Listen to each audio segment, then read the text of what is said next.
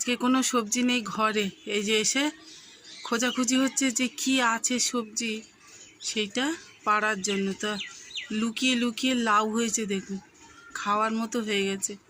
উঁচু করে একটু দেখাও। এই হচ্ছে গাছ লাগানোর মজা। আর আছে? হ্যাঁ আছে, চালের উপরে বড় হাত। এই যে আরও একটা মানে লাউ এখান থেকে পাওয়া গেল, থেকে পেয়ারা পেড়ে নিল। এই যে